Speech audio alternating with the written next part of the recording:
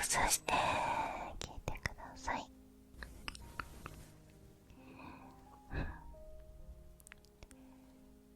みんなは引っ越しをしたことありますか？どうしたいと思ってる人いますか？いやね、私はもう最近本当に引っ越ししたくてあんまりそんな引っ越ししたいとか聞かないと思うんですけど、本当に引っ越ししたくて、いや、まあその理由なんですけど、こうやってね、ありがたいことに ASMR、投稿させてもらっていて、たくさんの方がね見てくれてるんだけど、やっぱりその ASMR を撮影するに適した環境が欲しいなというふうに最近ね、登録者が増えていくとともに、ますます思うようになってきたっていうところです。 ASMR に適した環境ってどういう環境だと思いますか？あれなんだよね、私の今住んでいるところが、なんだろうな、比較的落ち着いた場所ではあるんだけど、それこそその、なんだろう、メインの大きい道路が近くっていうよりかはちょっと細い裏路地に入ったところぐらいの、ちょっと落ち着いたところに住んでるので、そんなにガヤガヤしているわけではないんですけど、やっぱりその周囲の、なんだろうな、環境が、例えばずっと工事してたりとか、カラスの鳴き声とかもめっちゃ入ってきて、撮影の時になんかね、もう環境がとにかくすごくて、撮影してても気になるし、編集の時もね、かなりカット入れたりとか大変なので、まずはちょっと環境をどうにか対策したいなって思ってます。それこそね、本当にずっとこれも言ってるんですけど、住む場所とかを選ばずに言うと、お家の中に防音室とかがあればね、どんな周り周囲の環境が多少うるさくても音拾ってこないと思うんですけど、ちょっとね、最近すごくそこを気にしていて、そうだね、やっぱ環境ってやっぱりこういう ASMR してたらみんなも気になると思うから、そうできるだけね、静かな場所を選びたいと思って今いろいろ物件を見てます。でも今のお家に住み始めたのがちょうど今1年経ったぐらいなので、ちょっとどのタイミングで引っ越しするかっていうのは難しいところではあるんですけど、できるだけ早くいい物件さえ見つかれば、いつでもちょっともう移ろうかなというふうに思ってます。なんかね、その家の、なんだろう、広さという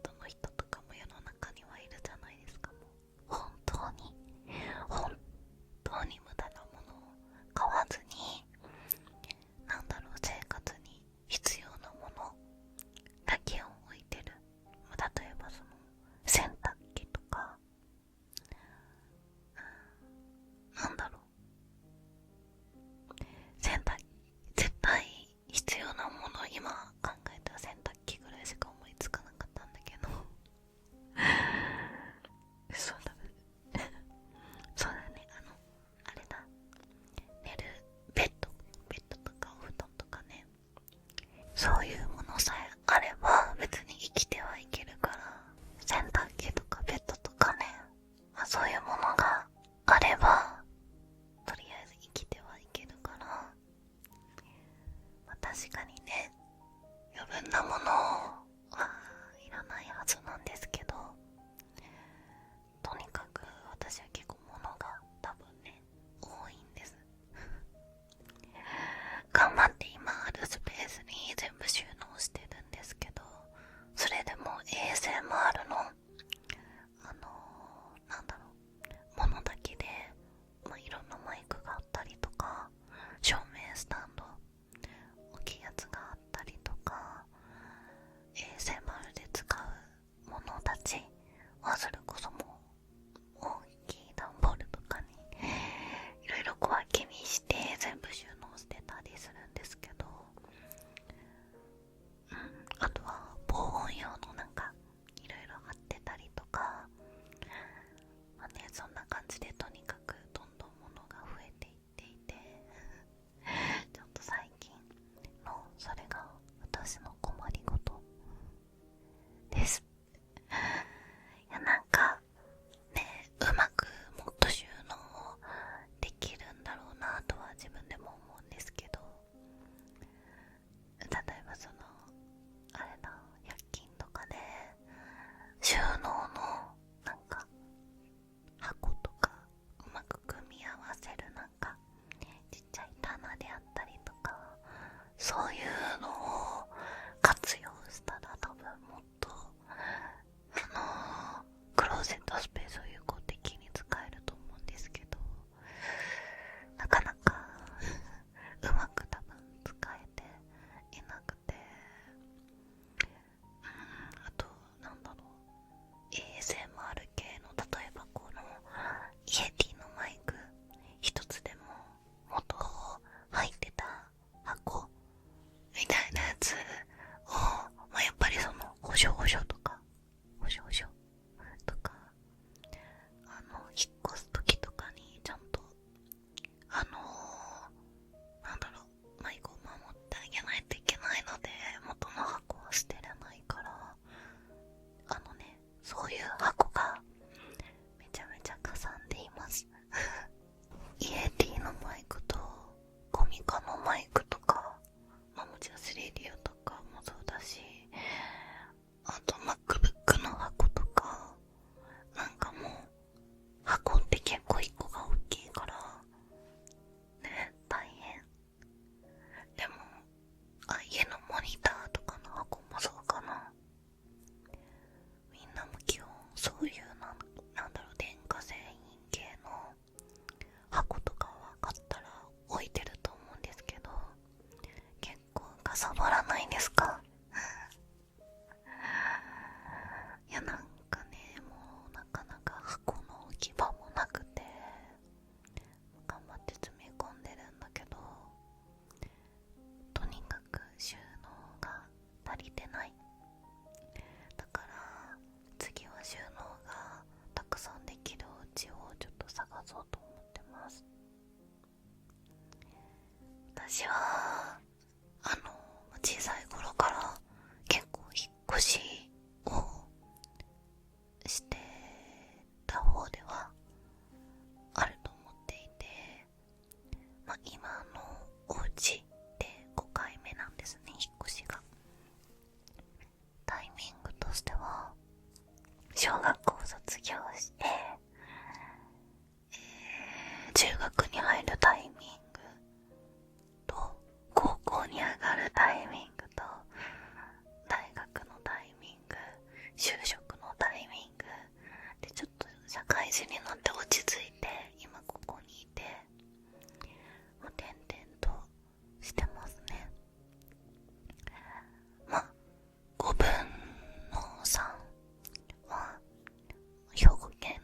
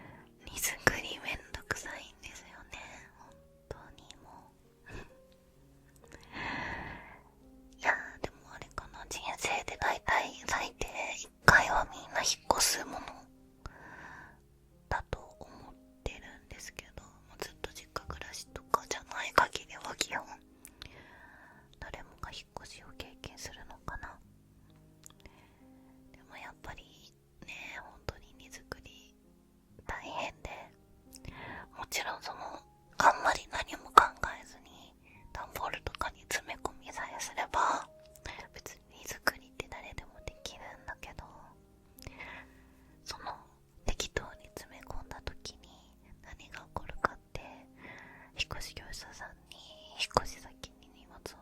運んでもらった後にね、ある程度箱を開けて部屋をね整えていくと思うんですけど、新居の箱の中にどの箱に何が入ってるかわからなくなったり、そう、これが今使いたいって時に、あれこれどこの箱に入れたっけみたいなね、もうそういうことが起きてしまうと、一気にもういろんな箱を開けて探し回らないといけなくなるから、適当に詰め込むのではなく、ある程度自分の中でやっぱり整理しないとねダメだなっていうのをもうつくづく反省してきたから、だからあれか、だからまずは断捨離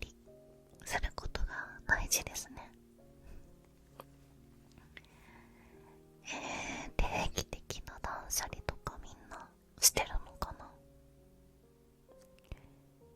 年末とかはやっぱりその新しい年を気持ちよく迎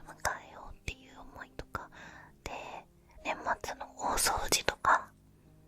する方がほとんどだと思うんですけど、その時って年末の大掃除って普段掃除できないとこを掃除したりするから、例えばなんだろう、網戸とかベランダの窓とか換気扇とか排水口とかこまごましたところをメインで掃除したりするから、なんか結局それがメインになったりして、細かい断捨離まで手が回らなかったりするっていう。だからね、普段から定期的に断捨離はしないといけないなって思いつつ、普段生活しててよし断捨離しようみたいな、なかなかちょっと思い切らないとできないと思うからね、難しいですよね。なんかね、一応ちょっと断捨離して大きい段ボールの中に、これは一回も使ったことないとか、なんだろう、いらないけどでも新品だから捨てるのもったいないとか、そういうものは全部まとめてるんです。だからまあなんだろうな、メルカリとかじゃないけど、どこかでしらそういうところに出品したり出したりとか、まあしてもいいかなと思ってまとめて固めておいてるんだけど、量が多すぎてそれを全部写真撮ってなんか載せようとか考えただけで恐ろしすぎて、それもちょっとできてないですね。だけどやっぱちょっと、こまめに断捨離そろそろしていこうと思ってね。でも引っ越しってやっぱりメリットデメリットが結構ね、しっかり両方にあると思っていて、メリットで言えば、まあもちろん新しい環境で、心機一転して過ごせるっていうところとか、今自分が求めてる、場所であったり、環境、家の中の使い勝手とか、そういったところで自分の今一番求めてるところで快適な生活を送れるとか、もちろんそのメリットが一番大事ではあるんですけど、そんな感じ。メリットで言えば、逆にデメリットで言うと、やっぱりコストがかかるよね。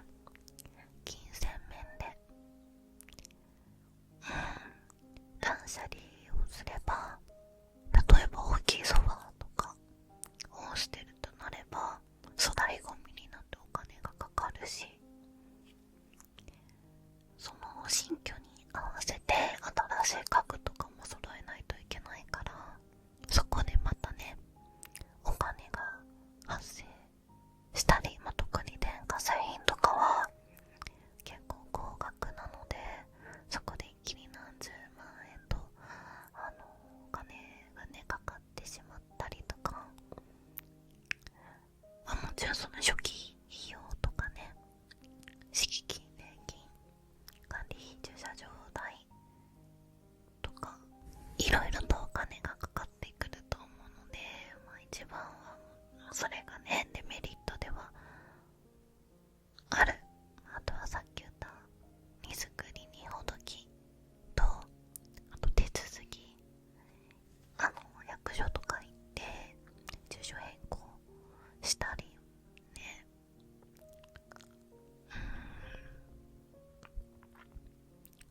運転免許証マイナンバーとかいろいろね更新しないといけないからね、そういうのも大変だし、なかなかね、自治体によってはその月の間の1日2日ぐらい土日もう窓口開けてくれてたりする役所とかはあるものの、やっぱりそういう手続きは平日しかもねできないから、それもねなかなか平日に皆さん行くのね大変だから、そういったところでももう手続きややこしいし嫌だってなったりとか、いやもちろんデメリットも大きいけどデメリットも結構あるよねってね考えてたら思います。そういうものの、私は引っ越しをするまでの物件探しが大好きですこれ共感してくれる人いるかな？物件探し好きっていう人。なんか現実的な物件探しももちろん楽しいけど、こんな家住みたいとか、理想の家探しみたいなのをするのがすごく好きで、将来こんな家に住めたらなとか、こういう家に住むのにはこれぐらいかかるんだなとか、こういう部屋があればいいなとか、そういうのを考える時間がすごく楽しくて、ちなみに皆さんの理想の暮らしってどんな暮らしですか？今理想の暮らしできてますか？理想ってなんだろうってなるけど、現実からかけ離れていて、例えば高層階のマンションの上の方に住みたいとか、夜景がめっちゃ綺麗なとこに住みたいとか、海が見えるとこ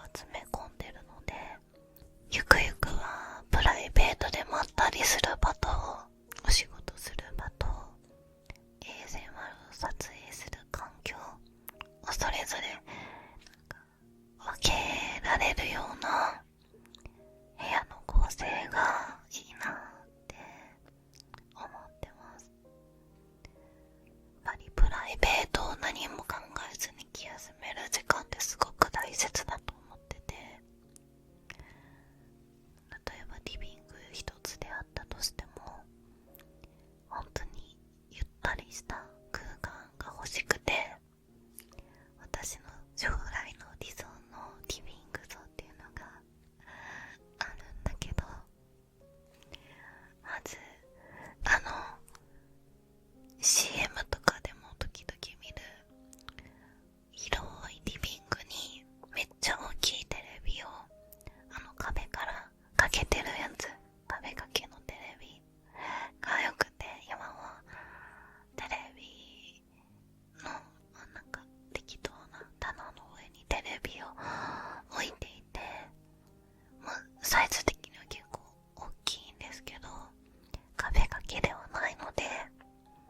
リビングの真ん中、壁の真ん中にドーンって大きいテレビを壁掛けにしてかけて、その前に大きいラグを広げて、おしゃれなガラスのテーブルとかを置いて、大きい L 字型ぐらいのソファーを置いて、グリーンとかフェイクでいいから緑の植木とかお花とかをいっぱい置いて、あとはダイニングキッチンでカウンターテーブルとかもついてるところがいい。いや、これはあくまで現実からかなり頑張らないと無理だけど、本当に理想像こんな感じと、寝るところはリビングではなく寝室は寝室で分けたい。これもちろんね、リビングのそういう気がしっかりプライベートでくつろげる部屋もいると思うけど、やっぱり睡眠の環境ってめちゃくちゃ大事だと思っていて、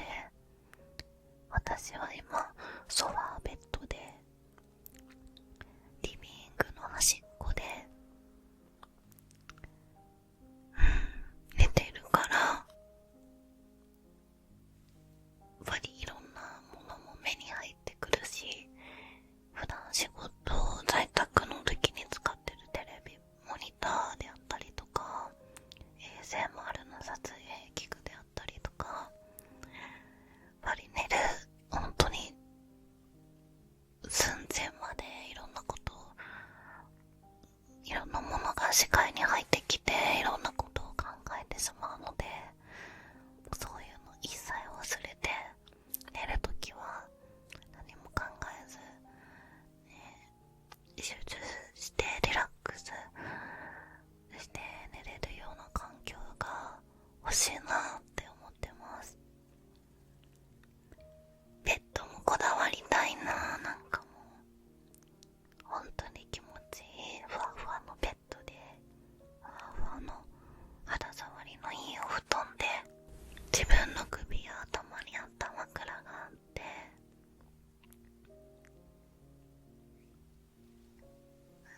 なんかリラックスしたプラネタリウムとか映したりするような、いい感じのお部屋が欲しい。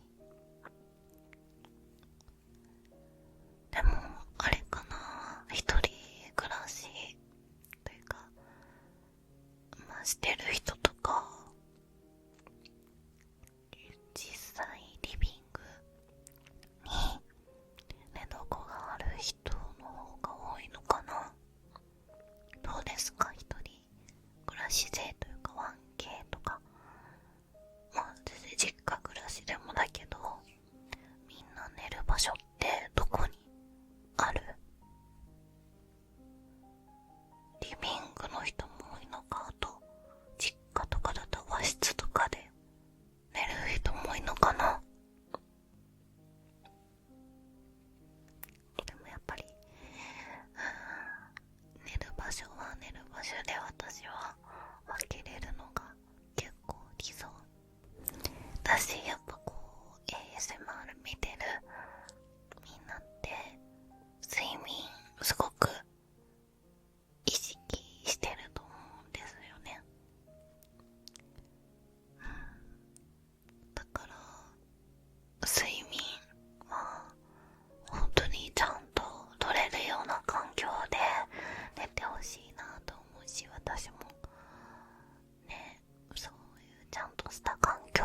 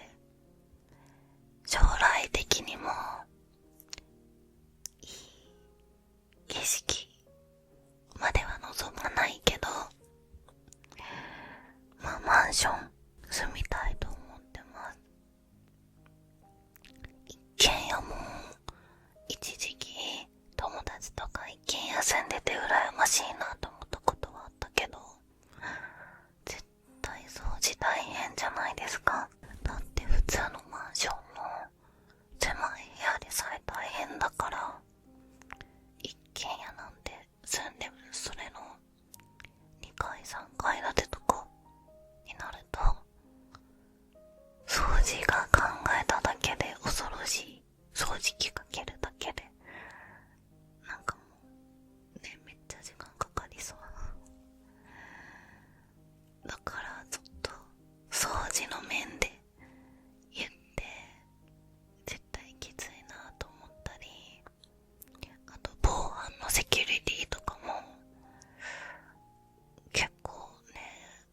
マンションとかだとオートロックとかがあって、結構セキュリティしっかりしてるとこはしっかりしているので多少安心はできるけど、一軒家ってね、かなりセキュリティちゃんと自分のところでつけておかないと、すぐに侵入されたりとかちょっと目をつけられたりとかする可能性もね、今の時代なんかはないので、そういったところもちょっと心配だったりするかな。だから私は圧倒的マンション派なんだけど、ペットとか飼いたいって思う人はまあ一軒家の方が適してるのかなとは思います。次はあれだ、自転車とか車とかみんな持ってる、または欲しい。ちなみに私は今どっちも持ってないです。だから外どこか買い物行くときは元方か電車が基本メインですね。なんだけど免許は一応持ってるっていうのと、今後ね、住む場所によっては車も必要になってくると思うので、車が置ける駐車場がすぐそこにあるマンションに隣接されているところであったり、そういうのも考えておかないとなって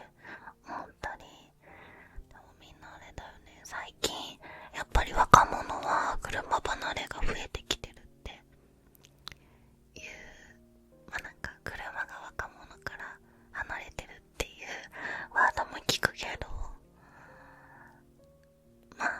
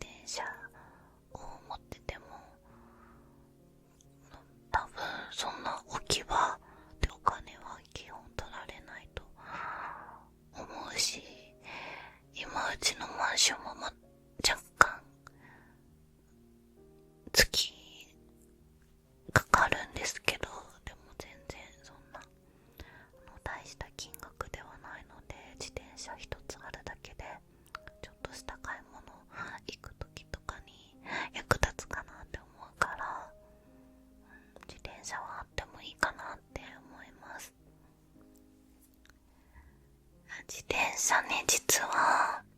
今この家に引っ越してくるもう一個前の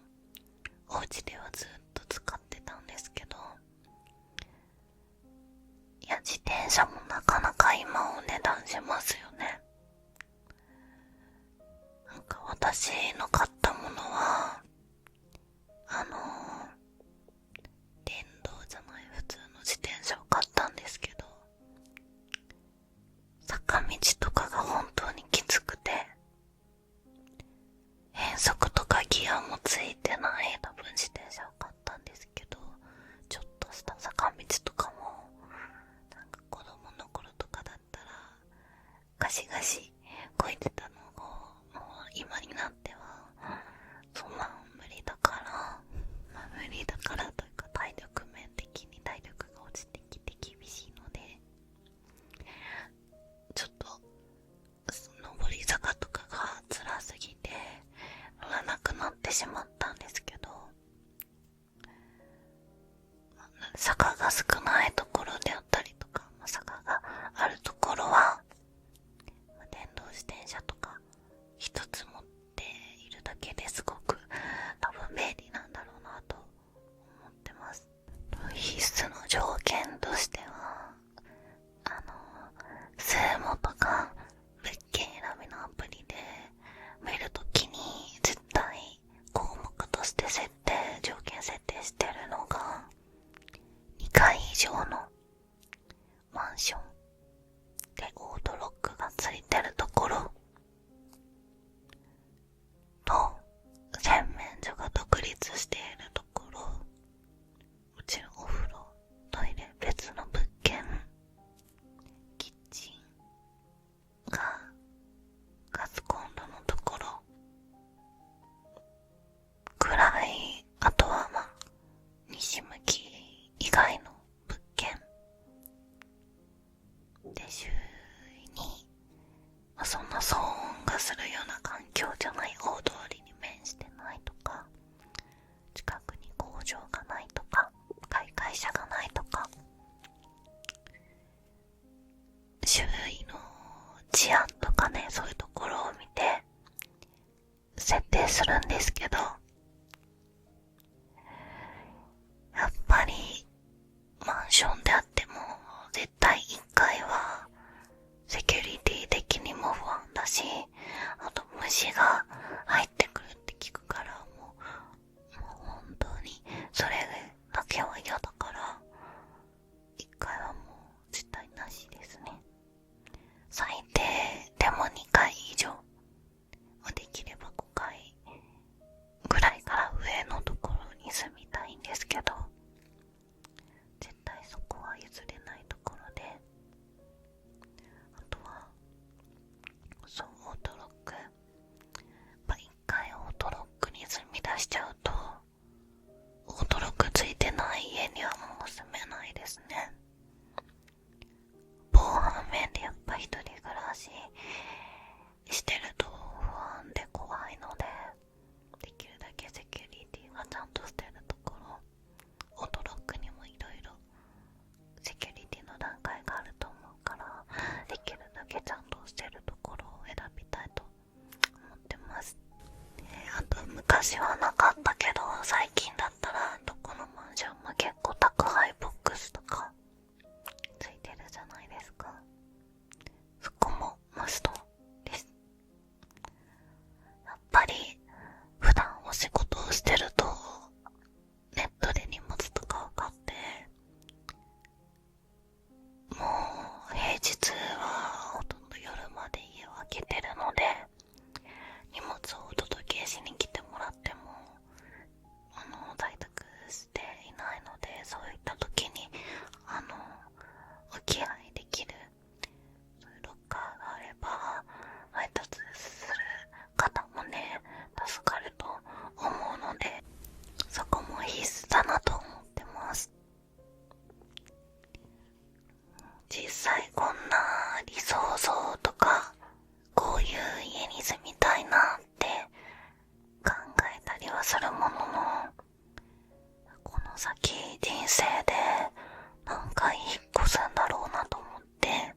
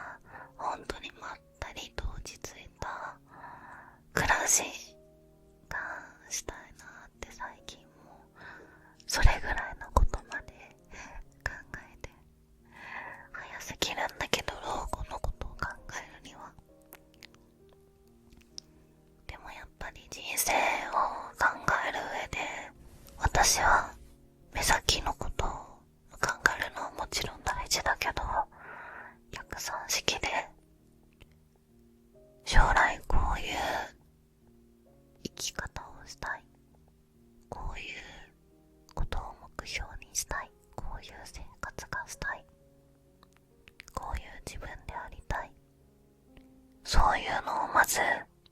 理想像として置いて、そこに到達するためにはどういうことが必要か、どんな働き方をすればいいか、そういうふうに考えて今を生きているので、老後のことはまだまだ、先ではあるけれども、先にそういうところを理想像で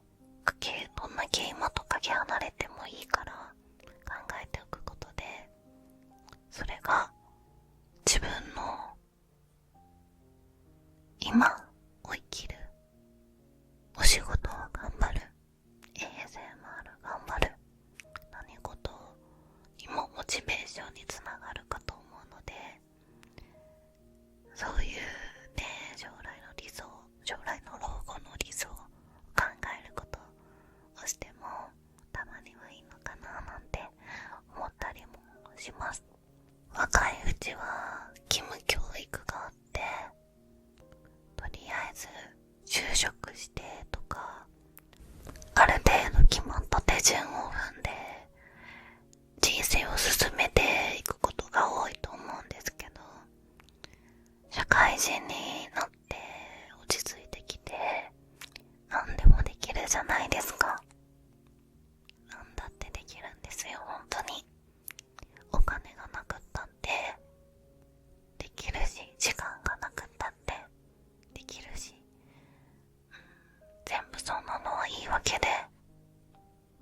自分のしたいことってやろうと思えば何でもできると思うんです。だから将来趣味にね、励んだり、美味しいものを毎日食べたり、リラックスした素敵なお家の空間に住んだり、そういう生活をするためにも今を頑張らないとなっていう風に、こうやって話していて改めて自身気づくことができたなって思います。みんなの理想の人生ってどんな人生ですか？今理想の生き方に近い位置にいますか？やりたいことできてますか？これは今自分自身に問いかけているのでもあるんだけど、そういうね、理想に近づけるために自分が今やってること本当にいるのかなとか、それって本当に自分がやりたいことなのかなとか、今それをやって何になるんだろうとか、時々自分自身に問いかけてみてもいいかもしれないですね。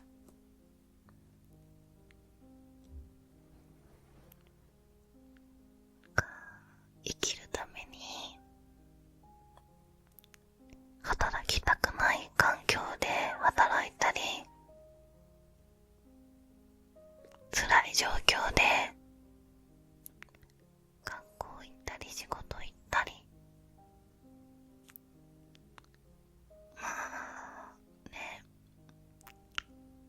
病気介護とかが加わってくるとなかなか理想通りにはいかないと思うけど、そういう